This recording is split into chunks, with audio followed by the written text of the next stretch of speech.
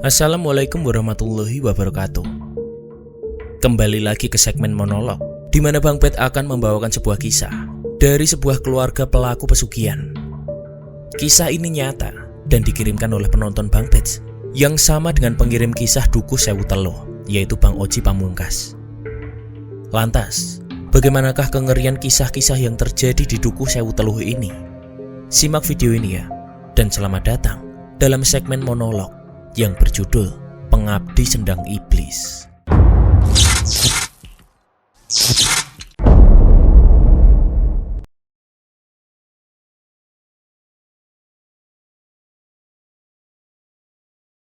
Kisah ini nyata dan dialami oleh keluargaku sendiri. Lebih tepatnya, saudara dari kakekku, yaitu almarhum Mbah Haji Makmur, yaitu kakak dari kakekku. Aku tahu cerita ini dari ayah dan nenekku yang dulu pernah bercerita padaku dan juga kakakku. Beberapa peristiwa dan juga cerita yang ada di dalam cerita ini ada yang kualami sendiri. Oke, kita masuk ke cerita. Kakek adalah anak terakhir dari 3 bersaudara. Tapi kakak kedua meninggal waktu masih anak-anak. Jadi, kini kakek tinggal 2 bersaudara.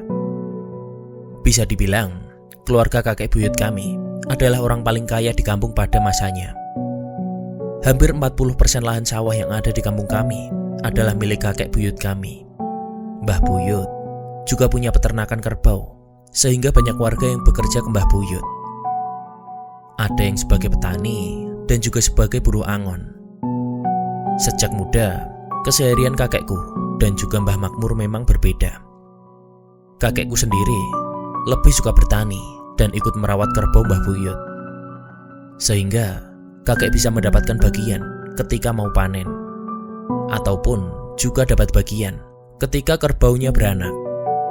Sedangkan Mbah Makmur sendiri lebih suka berdagang, menjual kerbau ke pasar hewan, menjual hasil panen seperti padi dan jagung kepada pedagang Cina. Karena pada zaman dulu, di sini pedagang besar atau tengkulak sudah dikuasai oleh pedagang dari Cina. Awalnya, hubungan kakek dengan Mbah Makmur baik-baik saja, selayaknya saudara kandung.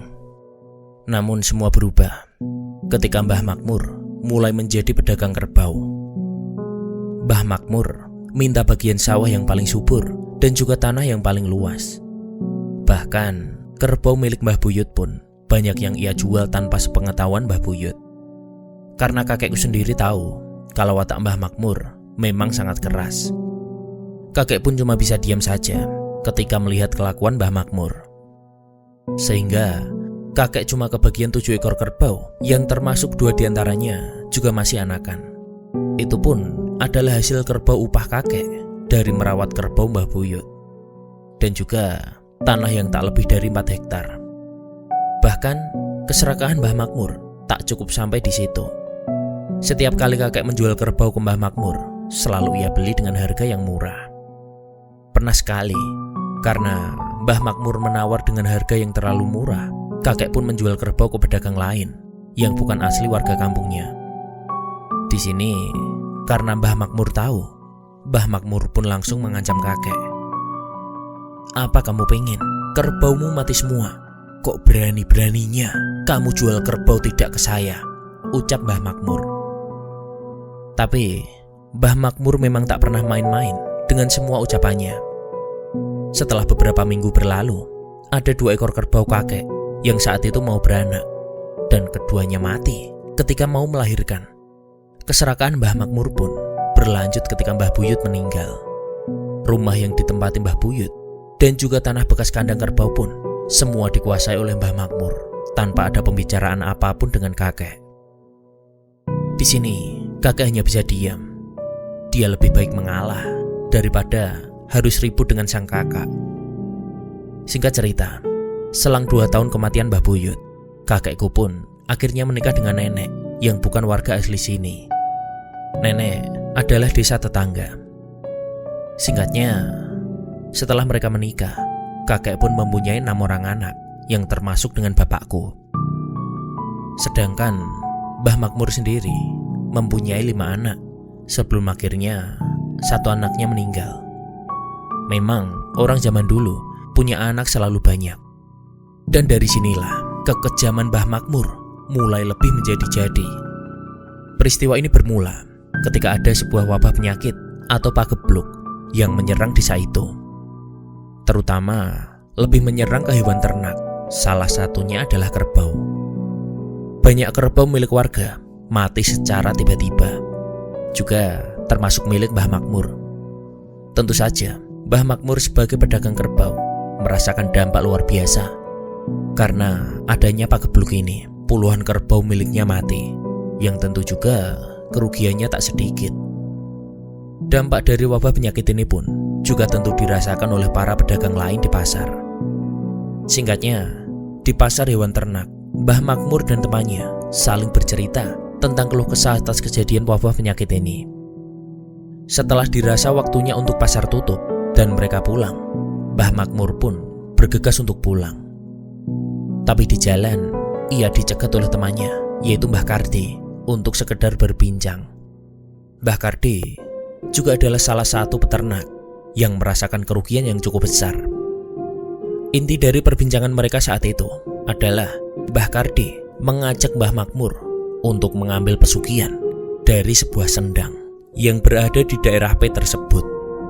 Mbah Makmur pun bertanya, "Emang persyaratannya apa aja kalau mau ambil pesugihan di sana?" "Aku juga belum tahu. Nanti tanya saja sama juru kuncinya pas kita sudah di sana," jawab Mbah Kardi. "Ya sudah, aku tak pulang dulu. Tak tanya sama Wartini," jawab Mbah Makmur. Wartini sendiri adalah istri Mbah Makmur. Sesampainya di rumah, Mbah Makmur pun bercerita tentang niatannya untuk mengambil pesugihan kepada Mbah Wartini.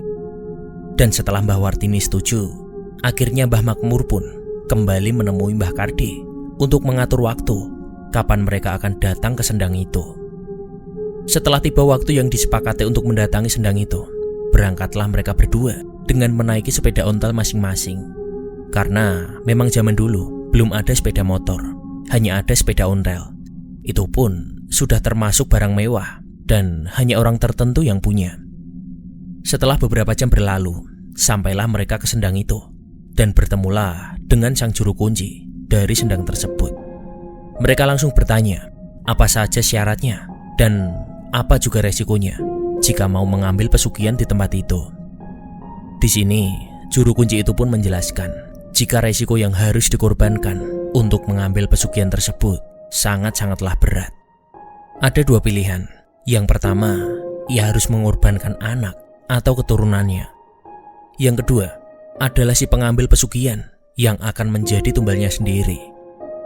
Setelah meninggal, arwah si pengambil pesugihan akan menjadi budak dari penunggu sendang di sini. Sang kuncen juga berkata, kalau mau mengambil pesugihan di sini harus bersama pasangannya atau harus suami istri.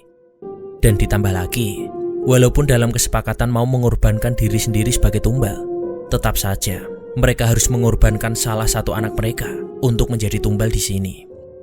Juga, ritual ini hanya bisa dilakukan pas hari di mana weton anak yang dilahirkan itu akan ditumbalkan. Ditambah lagi, karena usaha mereka adalah pedagang ternak kerbau, maka mereka harus menyiapkan 1 ekor kerbau untuk disembelih di sini. Setelah paham dengan semua persyaratannya, mereka pun berpamitan pulang untuk berunding dengan istri mereka masing-masing. Di tengah perjalanan, Mbah Makmur dan Mbah Kardi pun membicarakan bagaimana keputusan mereka. Apakah tetap lanjut dengan niat mereka dari awal atau membatalkannya? Mbah Kardi sendiri saat itu malah langsung tak tertarik lagi dengan pesugihan itu setelah tahu apa yang harus dikorbankan. Karena Mbah Kardi hanya memiliki 1 orang anak yang masih hidup. Setelah sampai di rumah, Mbah Makmur pun langsung bercerita soal persyaratan apa saja yang harus mereka siapkan, sesuai yang diceritakan oleh sang kuncen kepada Mbah Wartini. Singkatnya, setelah berpikir cukup lama, Mbah Wartini pun setuju dan mereka memutuskan yang akan dijadikan tumbal adalah anak mereka yang keempat atau anak terakhir mereka yang bernama Hastuti. Hastuti waktu itu masih berumur 5 tahun. Setelah itu, Mbah Makmur pun datang kembali ke sendang untuk menemui sang kuncen dan membicarakan waktu untuk melakukan ritual pesugihan tersebut. Setelah menunggu beberapa waktu, akhirnya tibalah hari di mana mereka akan dapat melakukan persekutuan dengan iblis penghuni sendang itu. Di mana hari itu bertepatan dengan anak mereka, yaitu Astuti. Mereka pun berangkat dengan membawa 1 ekor kerbau jantan. Dan di sana, segala sesajen sudah dipersiapkan oleh Sang Kuncen. Dan setelah ritual itu selesai, Sang Kuncen pun memberikan sebuah kendi yang berisi air dari sendang tersebut. Ia berpesan untuk menyiramkan air itu ke pasar dan juga kandang kerbau milik Mbah Makmur. Sesampainya di rumah, Mbah Makmur pun melakukan semua pesan dari Sang Kuncen. Selang 1 hari setelah ritual tersebut, terjadilah sebuah keganjilan di mana anak keempat Mbah Makmur, yaitu Astuti, tiba-tiba mendadak demam tinggi menjelang waktu maghrib sehabis ia bermain.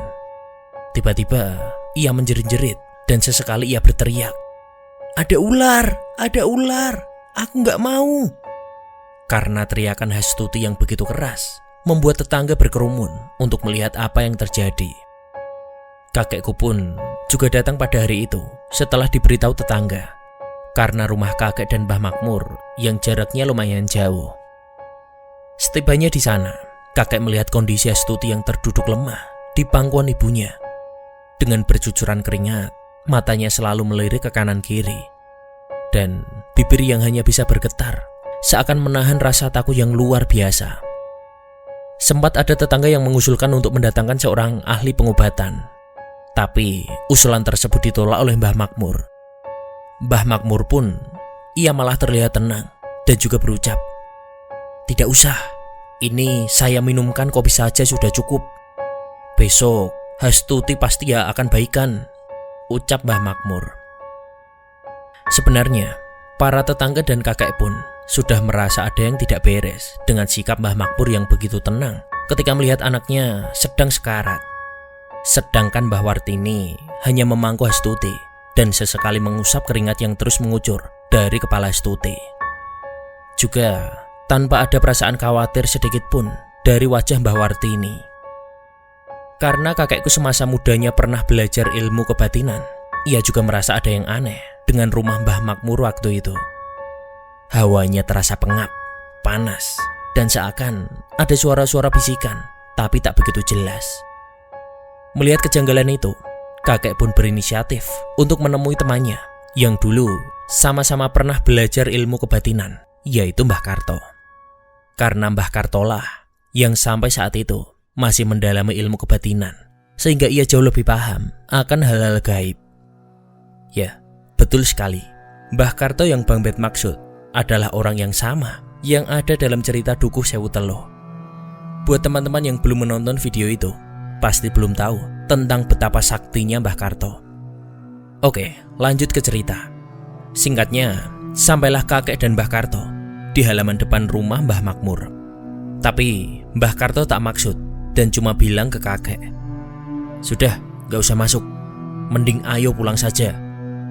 Kakek pun heran, kemudian bertanya, "Loh, kenapa toh?" Mbah Karto pun keluar dari halaman rumah dan berhenti di jalan. Kemudian ia menyambung ucapannya, "Percuma, kita tak bisa berbuat apa-apa. Astuti itu sudah terpilih," ucap Mbah Karto. Kakek pun hanya diam sambil melihat Mbah Karto yang berjalan pergi sembari berpikir, apa maksudnya Astuti telah terpilih? Selang beberapa lama, saat kakek kembali masuk untuk berpamitan dan melihat kondisi Astuti yang hanya terlihat lemas, sesekali terlihat nafas Astuti seperti tersenggal-senggal. Sesampainya di rumah, kakek lalu sholat isya dan berbaring di tempat sholatnya, sehingga ia tertidur sebentar. Dalam tidurnya, kakek sempat bermimpi jika ia melihat kepala ular timbul dari dalam air. Ular itu memiliki ukuran yang sangat besar, yang pada akhirnya mimpi itu berakhir dengan dibangunkannya kakek oleh nenek kala itu. Kakek pun kaget karena ia dibangunkan tepat ketika ia sedang mimpi buruk. Dan rasa kaget kakek pun bertambah ketika nenek memberi kabar kalau Astuti sudah meninggal. Setelah mendengar kabar tersebut, kakek pun langsung bergegas menuju ke rumah Mbah Makmur. Dan sesampainya di sana, sudah banyak tetangga yang berkerumun. Kakek pun langsung masuk dan melihat jasad Astuti yang sudah diletakkan di atas meja, tertutup kain jarik. Kakek pun membuka kain jarik yang menutupi wajah Astuti dan melihat jika ada keanehan pada wajah Astuti. Matanya melotot dan wajahnya terlihat biru. Kakek pun heran, kenapa bisa mata Astuti tidak bisa dipejamkan. Apakah waktu meninggal, tak ada yang melihat sampai jenazahnya kaku hingga matanya tak bisa dipejamkan. Kakek pun mencoba bertanya pada orang-orang yang ada di situ. Seorang tetangga yang juga pengurus kerbau Mbah Makmur pun berucap, sebelum meninggal, Astuti kejang-kejang dengan mata melotot. Setelah dia dicek, nafasnya sudah tak ada lagi. Dan langsung saya coba menutupkan matanya. Tapi aneh, karena tidak bisa, ucap orang itu. Singkatnya, setelah kematian Astuti, usaha ternak Mbah Makmur pun perlahan mulai bangkit lagi dan juga semakin besar. Padahal waktu itu, wabah penyakit ternak juga masih ada. Bahkan tak jarang, sehari kadang-kadang ada 3-4 ekor kerbau milik warga yang tiba-tiba mati. Tapi anehnya, tidak dengan kerbau-kerbau milik Mbah Makmur. Bahkan usaha dagangnya di pasar pun juga semakin lancar. Banyak pembeli dari luar desa yang sebenarnya cukup jauh dari desa kami datang untuk membeli kerbau ke Mbah Makmur. Singkat cerita, selang beberapa tahun berlalu, usaha Mbah Makmur pun semakin sukses. Pertanian yang dikelola oleh buruh-buruhnya pun juga selalu panen melimpah, sehingga ia sanggup membeli tanah yang ada di luar kampung untuk menambah lahan pertaniannya. Saking kayanya Mbah Makmur, ibu juga pernah cerita padaku jika suatu ketika cucu-cucu Mbah Makmur pernah bercerita padanya kalau di dalam kamar Mbah Makmur ada 3 buah gentong tanah liat yang besar yang isinya penuh dengan uang koin. Zaman dulu memang uang masih koin dan belum ada tabungan. Jadi uang selalu disimpan di dalam rumah. Sisi baiknya, kesuksesan Mbah Makmur diiringi dengan perubahan perilaku buruknya. Dulu, selain terkenal karena orang yang paling kaya dan juga juragan tanah di kampung, Mbah Makmur juga terkenal dengan sikap arogan, kasar, dan tak jarang ia menggunakan ilmu hitam atau teluh untuk melenyapkan saingan dagangnya. Juga pada orang yang tak cocok dengan dia. Ingat juga, karena desa ini adalah Dukuh Sewu Teluh, tepat di mana memang ada sangat banyak dukun berdiam diri di sini. Namun sekarang, Mbah Makmur pun mulai berubah. Ia mulai mau belajar agama. Bahkan, ia mewakafkan tanahnya untuk dibangun musola. Hingga pada akhirnya, dia juga mau beribadah haji. Tentu, masih jarang orang yang mampu pergi haji di tahun 1978. Bahkan, Mbah Makmur dan Mbah Wartini adalah orang pertama di kampung yang bisa berangkat haji waktu itu. Namun, keanehan mulai muncul seminggu setelah kepulangan mereka dari ibadah haji. Mbah Makmur dan Mbah Wartini tiba-tiba sakit bersamaan. Mereka mengeluhkan rasa panas yang luar biasa pada badan mereka. Kulit mereka pun mulai terlihat kering dan juga pecah-pecah, sehingga sekilas terlihat seperti sisik ular. Ditambah lagi, mereka sering-sering menjulurkan lidahnya, dan itu sangat aneh. Entah itu hanya sekedar dampak dari menahan rasa panas atau apapun, tak ada yang tahu. Setelah beberapa hari berlalu, tiba-tiba Mbah Makmur menyuruh pekerjanya untuk membuatkan kolam buat wudhu di musola yang ia bangun sebelum ia berangkat haji. Karena musola itu tadinya hanya tersedia beberapa gentong air untuk wudhu. Mbah Makmur berpesan untuk dibuatkan kolam wudhu dengan diameter panjang 3 meter dan lebar 2 meter, yang di tengahnya disekat sehingga menjadi 2 bagian. Setelah kolam buat tempat wudhu itu jadi dan mulai digunakan, sering terjadi keanehan. Banyak anak-anak kecil yang melihat bayangan ular besar di dalam air kolam tersebut ketika mereka hendak berwudhu. Tak cuma anak kecil, pernah juga pada suatu ketika ada nenek-nenek yang hendak berwudhu. Entah karena kaget melihat sesuatu atau entah apa itu, si nenek itu terjungkal ke belakang hingga ia meninggal seketika itu juga. Setelah beberapa waktu berlalu, Mbah Makmur dan Mbah Wartini pun sembuh. Dan akhirnya mereka hidup normal lagi. Hanya saja, setahun sekali mereka selalu menyuruh buruh pekerjanya untuk mengirim kerbau ke sendang itu untuk dikorbankan di sana. Seiring waktu berjalan, di tahun 1989 pun Mbah Makmur meninggal. Setelah Mbah Makmur meninggal, Mbah Wartini pun tinggal bersama dengan Haji Sardi, yaitu anak pertamanya. Haji Sardi termasuk orang yang religius dan menjadi imam di musola yang dulu dibangun oleh Mbah Makmur. Keanehan mulai dirasakan Haji Sardi setelah Mbah Wartini ikut tinggal bersamanya. Setiap malam-malam tertentu, Mbah Wartini selalu meminta untuk disediakan jajanan pasar, 1 ikat daun pepaya muda, 1 mangkuk lumpur tanah liat, 1 gelas kopi pahit, dan menyediakan tembakau bersama once atau pipa rokok milik almarhum Mbah Makmur untuk diletakkan di samping pintu rumah. Haji Sardi yang penasaran dengan kebiasaan ibunya pun akhirnya bertanya, untuk apa ibu menyiapkan semua itu setiap menjelang maghrib? Mbah Wartini yang sudah sepuh pun dengan polosnya berkata, kalau semua ini adalah untuk menyambut bapakmu yang akan datang. Kopi pahit, jajan pasar, dan rokok tembakau itu adalah kesukaan bapakmu waktu masih hidup. Sedangkan daun pepaya dan lumpur itu untuk kerbau peliharaan bapakmu. Karena Haji Sardi yang memang tak tahu kalau bapak dan ibunya adalah penganut pesugihan pun membiarkan saja apa yang dilakukan sang ibu. Karena ia beranggapan kalau itu mungkin saja hanya sebagian dari kebiasaan orang-orang Jawa zaman dulu. Singkatnya lagi, setelah beberapa tahun berlalu, tepatnya di tahun 1997, ada rencana musola peninggalan Mbah Makmur mau dibongkar dan dibuat yang baru dengan ukuran yang lebih besar. Karena memang musola itu sudah terlalu tua. Karena direncanakan pembangunan musola ini lebih besar dan juga lebih luas dari bangunan musola yang lama, maka kolam tempat wudhu yang ada di samping musola pun harus dihancurkan. Tapi Mbah Wartini pun melarang. Kolam itu boleh dibongkar, tapi hanya yang sebelah saja.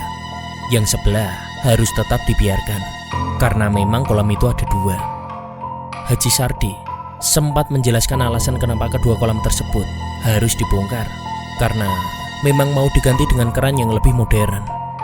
Tapi Mbah Warti tetap saja kekeh melarang pembongkaran kolam tersebut. Akhirnya mau tak mau, Haji Sardi pun mengalah dan kolam tersebut hanya dibongkar sebelah.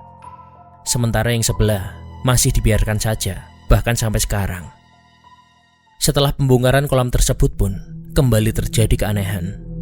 Banyak warga yang bercerita ketika malam hari, ketika mereka melintasi musala tersebut, mereka melihat ada sosok laki-laki tua yang berdiri menghadap ke kolam itu dengan suara tangisan dan juga beberapa kali terdengar meminta tolong. Beberapa kali juga terlihat sosok ular yang... Singkat cerita, setelah 3 tahun dari pembangunan musola itu, tepatnya di awal tahun 2000-an, Mbah Wartini tiba-tiba sakit keras. Hampir 2 bulan, Mbah Wartini hanya bisa berbaring di tempat tidur. Bahkan, untuk bicara saja dia susah. Di suatu sore setelah asar, Haji Sardi pun mengundang para tetangga untuk meminta doa dan dibacakan surat Yasin untuk sang ibu. Karena ia melihat jika sang ibu seakan tersiksa di saat sakaratul mautnya. Dan kebetulan, waktu itu aku baru pulang dari sekolah diniya atau sekolah pendidikan agama. Kalau di sini dilaksanakan pada sore hari. Haji Sardi yang sedang mencari bapak dan ibuku pun menyuruhku untuk menyusul ke sawah dan menyuruh mereka pulang untuk ikut membacakan surat Yasin. Karena waktu itu bapak dan ibuku sedang di sawah. Singkatnya, di tengah-tengah pembacaan surat Yasin, Mbah Wartini pun menggerakkan jari telunjuknya seakan mau memberitahu sesuatu. Saat itu, anak-anaknya pun mendekat dan para jamaah Yasin pun berhenti membacakan surat Yasin untuk sesaat. Dengan suara yang cadel dan nafas yang terlihat berat, Mbah Wartini pun berucap, "Nek, neng kolam kita ana ula, dongakno aku ro bapakmu." Yang artinya, kalau di kolam terlihat ular, kirimkan aku dan bapakmu doa. Kalimat itu diucapkan oleh Mbah Wartini sampai beberapa kali. Terlihat anak-anak Mbah Wartini dan tetangga waktu itu semua terlihat bingung dengan pesan atau ucapan terakhir Mbah Wartini. Setelah itu, Yasin pun dilanjutkan hingga selesai, dan para tetangga pun sudah pada pulang. Hingga hanya tersisa keluarga anak-anak, menantu, dan cucu-cucu Mbah Wartini, termasuk bapak dan ibuku, yang terus membacakan doa-doa untuk Mbah Wartini. Menjelang waktu maghrib, tersebarlah kabar kalau Mbah Wartini meninggal dunia. Para tetangga pun kembali berkumpul ke rumah Haji Sardi untuk mengurus jenazah. Karena sudah menjelang petang, pemakaman pun diputuskan untuk dilaksanakan esok hari. Dan di sini kembali ada sedikit keanehan. Jenazah Mbah Wartini sudah diletakkan di atas meja, sedangkan kaki-kaki meja itu sudah diikat dengan kain yang telah dicelupkan ke minyak tanah supaya tak ada semut, serangga, dan juga hewan lainnya yang mendekati jenazah. Namun anehnya, ada seekor ular kecil yang berusaha naik melalui kaki-kaki meja yang sudah terikat kain bekas celupan minyak tanah tersebut. Walaupun itu hanya ular kecil dan jenis ular yang tak berbisa, tetap saja hal tersebut membuat warga heran. Ditambah lagi, ular itu ternyata tidak cuma satu. Setelah dibuang, selalu ada lagi yang entah dari mana datangnya ular tersebut. Hingga kira-kira kejadian itu terulang sebanyak 4 hingga 5 kali. Keanehan demi keanehan pun sering bermunculan setelah meninggalnya Mbah Wartini. Bekas rumah almarhum Mbah Wartini dan Mbah Makmur pun dirumorkan menjadi angker. Kata tetangga sebelah rumah Mbah Wartini, beliau pernah bercerita kalau pada malam hari ia sering mendengar suara kerbau, desisan ular, bahkan rintihan seperti suara orang yang kesakitan. Dan beberapa warga juga ada yang bercerita jika mereka pernah melihat sosok laki-laki tua mirip dengan almarhum Mbah Makmur yang sedang duduk di depan rumah dengan wajah menunduk. Selang 1 tahun, rumah itu pun dijual oleh anak Mbah Makmur. Tapi hanya rumahnya, karena rumahnya rumah kayu dan bisa dibongkar. Sedangkan tanahnya masih dibiarkan dan sempat ditanami ketela pohon dan juga pepaya waktu itu. Namun tetap saja, keanehan terus berlanjut. Suara-suara orang menangis pun lebih keras, sering terdengar saat malam hari. Bahkan ada juga yang melihat waktu malam hari, ada seekor kerbau yang berkeliaran di kebun singkong itu, seakan memakan tanaman singkong. Tapi setelah keesokan harinya dicek, tak ada tanda-tanda jejak kaki kerbau, ataupun kerbau habis makan di kebun itu. Dan ada juga yang berkisah jika pernah melihat sosok almarhum Mbah Makmur sedang menangis dengan menghadap kolam yang ada di samping musola. Singkat cerita, beberapa bulan semenjak kejadian itu, keanehan juga aku alami sendiri bersama dengan salah satu cucu Mbah Makmur yang bernama Bagio. Waktu itu, kira-kira umurku baru 10 tahun atau sekitar kelas 5 SD.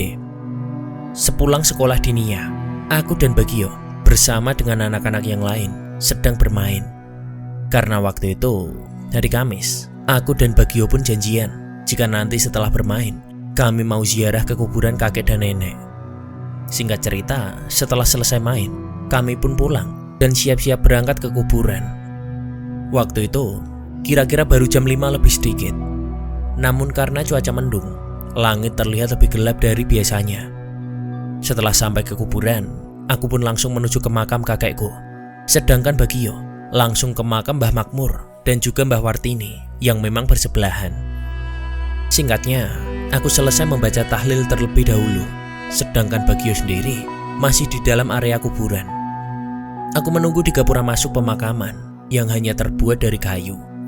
Dan tak sengaja, ketika aku melihat Bagio, aku melihat seperti ada nenek-nenek yang berdiri di depan Bagio. Aku tak tahu siapa nenek itu, karena ia menghadap ke Bagio yang sedang membaca tahlil, dan posisi nenek itu membelakangiku. Ditambah langit yang kian gelap karena memang sudah hampir waktu maghrib dan mulai turun gerimis. Ketika aku memalingkan wajahku untuk sesaat, aku sudah tak melihat nenek tersebut dan hanya melihat Bagio yang berjalan menghampiriku. Aku lihat Bagio seperti ketakutan. Di jalan, Bagio bercerita kalau ia bertemu dengan Mbah Wartini yang sedang menangis dan berucap untuk meminta selalu didoakan. Dalam batin, aku berkata, berarti yang kulihat tadi Mbah Wartini. Setelah kejadian tersebut, Bagio pun demam hampir 1 minggu lamanya. Ia tak masuk sekolah dan juga tak ikut bermain. Setelah beberapa hari berlalu, aku pun bertemu Bagio ketika hendak ke musola untuk sholat maghrib dan mengaji. Bagio bilang padaku untuk tidak bercerita ke siapapun soal kejadian 1 minggu lalu ketika kami di kuburan. Karena ketika pulang dari kuburan, ia menceritakan semuanya ke ibunya, dan ibunya melarang Bagio untuk cerita ke siapapun. Dan hal itu disampaikan juga padaku agar aku tak menceritakan itu ke siapapun. Namun, larangan Bagio sudah terlambat. Karena 2 hari setelah kejadian itu, aku bercerita ke keluargaku yang kebetulan waktu itu habis acara sunatan di rumah ponakan. Dari sinilah aku tahu jika kisah soal Mbah Makmur dari cerita nenek, bapak, ibu, dan juga Mbah Karto yang ketika itu masih kumpul dan saling bercerita soal masa lalu Mbah Makmur. Juga cerita tentang Mbah Makmur yang diduga melakukan pesugihan.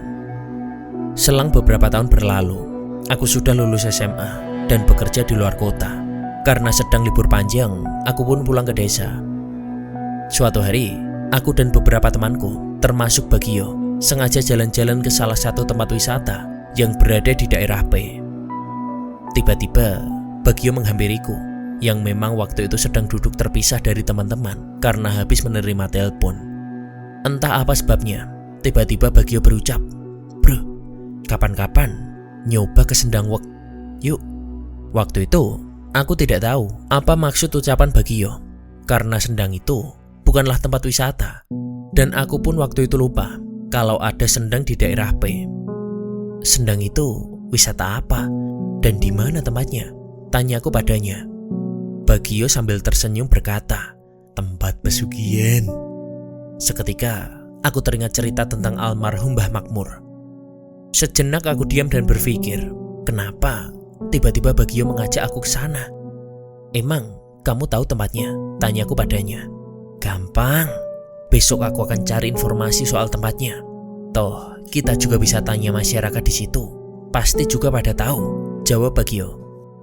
Aku hanya sedikit mengangguk, sembari berjalan ke tempat teman-temanku yang sedang berkumpul sambil ngopi. Selang 2 hari setelah itu, pada pagi-pagi buta, Bagio datang ke rumahku dan membangunkanku yang masih tertidur. Ketika aku membuka pintu kamar, dia pun langsung berucap, "Ayo, kita berangkat cari pesugihan," sambil tertawa. Aku yang sudah mengerti dari maksud ucapannya pun langsung bergegas mandi dan juga bersiap-siap. Entah Bagio tahu informasi soal tempat Sendang itu dari mana. Nyatanya, kami berangkat dari rumah langsung menuju ke desa tempat Sendang itu berada. Padahal, kota P termasuk luas yang terdiri dari beberapa kecamatan dan juga kelurahan.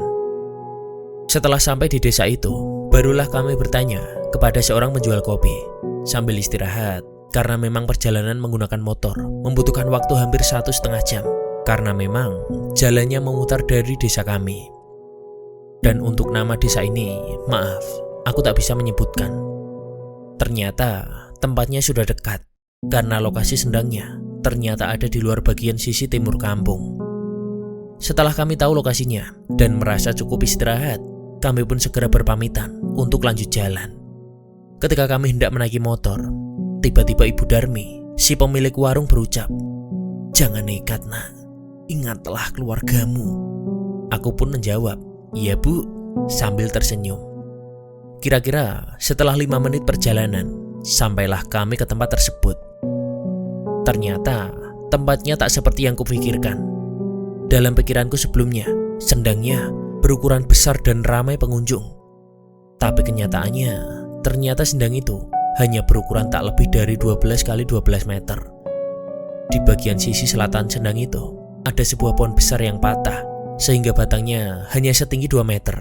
Tapi tumbuh ranting baru sebesar tiang listrik, dan ada beberapa pohon bambu jenis tamiang. Dan juga lokasi itu pun ternyata sangat sepi, bahkan warung-warung kopi pun tak ada. Waktu itu, hanya ada 3 orang laki-laki dan seorang ibu-ibu yang sedang ngobrol di pendopo. Setelah melepas helm, kami pun berjalan-jalan di sekitar Sendang. Ketika kami berhenti dan berdiri di sisi Sendang itu, keanehan pun terjadi. Di dalam air Sendang, aku seperti melihat ada banyak sosok manusia setengah binatang. Ada kerbau, ada kambing, sapi, babi, bahkan ular berkepala manusia. Tapi anehnya, semua makhluk itu bertangan satu. Ada juga beberapa wajah anak-anak dan orang-orang yang memasang wajah memelas seakan tersiksa. Tapi di antara semua sosok itu, ada satu sosok yang berbeda. Sosok itu adalah sosok wanita cantik berambut panjang dengan hiasan mahkota berwarna kuning emas. Sosok itu seakan melambaikan tangannya pada kami. Aku yang melihat itu pun awalnya hanya terdiam. Sampai tiba-tiba aku dikejutkan oleh Bagio yang tadinya berjongkok di sebelahku dan hendak membasuh mukanya dengan air sendang. Tiba-tiba terjengkang seperti ia terkejut melihat sesuatu. Sesaat aku memandang Bagio yang masih terduduk sambil bengong melihat ke arah sendang, sebelum tiba-tiba terdengar suara kakek tua berteriak dan juga mendekati kami. "Jangan kesini kalau cuma sekedar mau main-main," ucap kakek tersebut dengan wajah yang terlihat marah. Ternyata satu dari 3 laki-laki yang duduk di pendopo tersebut adalah Sang Kuncen. Aku dan Bagio yang dari awal berniat untuk bertanya soal sendang itu akhirnya mengurungkan niat kami setelah melihat ekspresi wajah Sang Kuncen yang terlihat marah dan tak suka dengan kedatangan kami. Akhirnya kami pun beranjak pergi dari sendang itu menuju ke tempat kami memarkirkan sepeda motor. Aku pun langsung mengajak Bagio kembali ke warung yang sebelumnya kami tanyai lokasi sendang ini. Sesampainya di warung, aku kembali memesan kopi dan Bagio memesan soda gembira. Di situ aku pun bertanya kepada Bagio apa yang ia lihat hingga ia kaget sampai terjengkang ke belakang. Setelah ia meminum es, ia berucap kalau ia melihat ada banyak sosok aneh dalam sendang itu. Sosok manusia setengah binatang, sosok anak kecil, dan masih banyak lagi. Dalam batin aku berkata, berarti apa yang kulihat waktu itu di sendang itu nyata, bukan hanya halusinasi. Karena yang kulihat sama dengan apa yang dilihat Bagio. Hal itu membuatku sedikit terkejut. Ternyata Bagio juga melihat sosok itu. Yang sedikit membuatku terkejut, ternyata Bagio juga melihat ada sosok Mbah Makmur dan juga Mbah Wartini di dalam sendang itu. Sedangkan aku sendiri, aku tak tahu kalau ada sosok wanita dan laki-laki tua yang ada di sendang itu adalah Mbah Makmur dan Mbah Wartini. Karena waktu meninggalnya Mbah Makmur, aku belum lahir. Sedangkan meninggalnya Mbah Wartini, aku baru kelas 5 SD. Jadi, aku lupa dengan wajah Mbah Wartini. Aku sempat bertanya pada Bagio, apakah ia yakin kalau ia melihat wajah Mbah Makmur dan juga istrinya di sendang itu. Bagio menjawab kalau ia yakin, sebab wajah itu sangat mirip dengan wajah yang ada di foto rumahnya. Memang di dinding rumah Bagio terpajang beberapa foto almarhum kakek dan neneknya. Walaupun foto itu hanya gambar hitam putih, tapi wajar kalau Bagio masih ingat dengan wajah nenek dan kakeknya. Selang beberapa saat, Bagio bertanya padaku, apa benar jika kakekku mengambil pesugihan di sini ya? Aku pun hanya diam dan tak menjawab. Walaupun dalam batinku menjawab, benar kalau Mbah Makmur memang mengambil pesugihan di sendang itu. Dan hal itu sudah ku ketahui sejak aku masih kecil dari cerita nenek dan bapakku.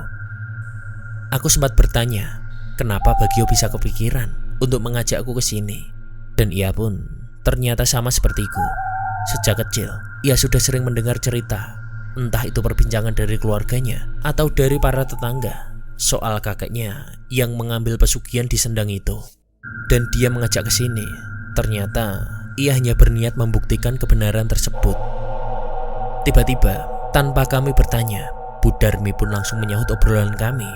Kemudian ia berkata, orang yang mau meminta ke sendang itu dan siap menerima semua resikonya pasti enak hidupnya, tapi tak akan tahu seperti apa penderitaannya setelah ia mati. Bu Darmi juga berkata, kalau orang yang pertama kali datang ke sini untuk meminta kekayaan hanya menaiki sepeda motor dan memakai pakaian lusuh. Lalu selang beberapa bulan, ia kesini lagi memakai jas dengan menaiki mobil mewah. Itu sudahlah hal yang biasa, asalkan mereka menyetujui semua persyaratannya dan siap menerima resikonya. Karena aku rasa Bu Darmi sudah mendengar kejadian yang kami alami sewaktu di sendang, aku pun tanpa sungkan langsung bertanya, terus apa sosok yang aku lihat di sendang tadi adalah orang-orang yang mengambil pesugihan di situ? Itu bisa saja mereka adalah para pelaku yang melakukan pesugihannya. Bisa juga arwah orang-orang yang ditumbalkan keluarganya untuk mendapatkan kekayaan dari sendang itu, ucap Bu Darmi. Aku pun sempat berpikir, sesulit itukah kehidupan mereka hingga mereka rela mengorbankan keluarganya, anak, bahkan diri mereka sendiri untuk menjadi budak iblis di sendang ini. Bu Darmi pun lanjut bercerita kalau pelaku pesugihan sendang itu diharuskan memiliki tempat penampungan air khusus di rumahnya sebagai penghubung antara pengambil pesugihan dengan makhluk penghuni sendang di sini. Bu Darmi juga menjelaskan kalau fungsi tempat air tersebut adalah sebagai petunjuk kalau sudah waktunya mereka memberikan sesajen ke sendang ini. Bagio pun juga sempat bertanya, petunjuk apa? Dan sesajen apa, Bu? Jika tiba waktunya untuk memberikan sesajen atau pengorbanan, mereka para pelaku pesugihan sendang ini akan diberikan petunjuk dengan penampakan ular melalui tempat air khusus yang sudah mereka siapkan di rumah mereka. Kalau soal jenis sesajen atau persembahannya, itu biasa, tergantung jenis usaha apa yang mereka lakukan. Misal peternak sapi, maka akan dimintai sapi untuk disembelih di sini. Kalau pedagang kain, akan dimintai membawakan selembar kain untuk ditinggal di sini. Tentu dengan dilengkapi semua ubur rampe yang dibutuhkan. Dan dari sini aku pun mengerti apa maksud ucapan Mbah Wartini sebelum meninggal, dan apa alasan Mbah Wartini melarang kolam yang ada di samping musola untuk dibongkar. Meski sudah tak digunakan lagi, Bagio pun lanjut bertanya, apakah sosok penunggu sendang ini adalah siluman ular? Menurut orang-orang tua dahulu yang mengerti soal hal-hal gaib di desa ini, memang sosok penunggu sendang itu adalah sosok wanita berbadan ular yang di setiap kehadirannya selalu didampingi oleh 2 ekor ular yang berukuran sebesar pohon kelapa, jawab Bu Darmi.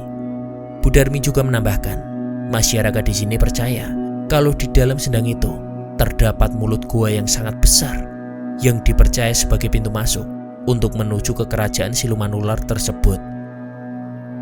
Walaupun gua tersebut tak pernah terlihat karena sendang itu memang tak pernah surut walaupun kemarau panjang.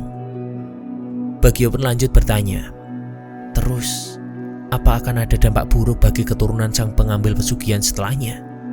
Bu Darmi menjawab, kalau soal itu saya kurang tahu, Mas. Dan karena tiba-tiba ada 2 orang pembeli pesan kopi dan ikut duduk di sebelah kami, akhirnya kami pun menyudahi obrolan soal sendang itu. Meskipun aku melihat raut wajah Bagio masih menyimpan rasa penasaran. Setelah beberapa waktu berlalu, akhirnya kami pun pamit pulang. Di tengah perjalanan, kami kembali membahas soal sendang itu. Di sela-sela obrolan, Bagio pun bertanya padaku, apa karena pesugihan kakekku, rezeki keluarga, dan juga anak cucu Mbah Makmur yang lain menjadi sulit? Aku tak bisa menjawab dan hanya diam saja. Aku sebenarnya mengerti kenapa Bagio bertanya seperti itu. Karena memang ada ketidakwajaran di kehidupan keluarga anak cucu Mbah Makmur. Meski masing-masing anak Mbah Makmur diberi warisan tanah yang luas dan juga beberapa kerbau, nyatanya mereka semua kesulitan untuk mengembangkan usaha.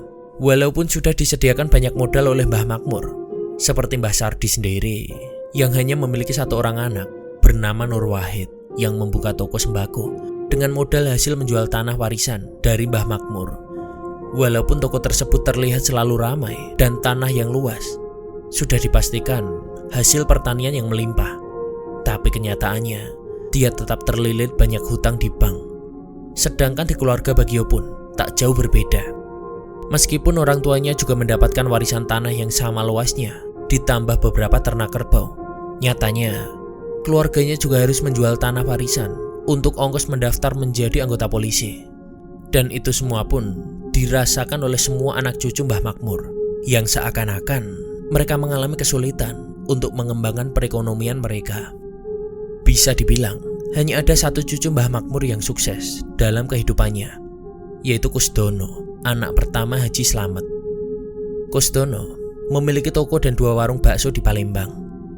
Memang banyak yang bilang kalau kesuksesan Kusdono adalah karena ia sudah terlepas dari harta peninggalan atau warisan Mbah Makmur. Karena Kusdono sendiri ke Palembang waktu itu karena meminta dibelikan kol untuk bisnis dagang sayur, namun tak dibelikan oleh sang ayah, yaitu Haji Slamet. Akhirnya, ia pergi ke Palembang sendiri dan memulai usahanya tanpa modal dari orang tuanya. Jika dilihat dari kehidupan anak cucu Mbah Makmur yang kesulitan mengembangkan ekonomi mereka, padahal dengan modal yang tersedia, aku pun berpikiran kalau kehidupan mereka memang tak terlepas dari akibat pesugihan yang dulu dilakukan oleh Mbah Makmur dan juga Mbah Wartini di Sendang itu. 2 hari berlalu setelah kami dari Sendang itu. Di suatu pagi, aku yang baru saja bangun tidur, tiba-tiba dikejutkan dengan adanya sisik ular yang ada di bantal tempatku tidur. Kejadian itu pun berulang sampai beberapa kali, yang akhirnya aku pun memutuskan untuk menemui Bagio dan menceritakan kejadian ini. Dan ternyata Bagio juga mengalami hal yang sama. Selesai. Sekian cerita yang bisa Bang Pet sampaikan. Semoga dari cerita ini ada nilai-nilai dan juga pesan yang dapat kita semua ambil. Dan juga kesimpulan dari kisah Mbah Makmur dan Mbah Wartini adalah pesugihan itu hanyalah tipu daya setan. Tipu daya mereka yang sebenarnya sangat merugikan. Kekayaan yang mereka berikan adalah hak yang seharusnya anak cucu kita dapatkan. Rasa tamak dan juga serakah hanya akan membawa kita ke dalam jurang kehancuran. Semoga dari kisah ini bisa membuat kita semua sadar kalau rezeki itu sudah ada yang mengatur. Hanya kita saja yang harus lebih giat dalam berusaha dan tawakal. Sekian dan wassalamualaikum warahmatullahi wabarakatuh.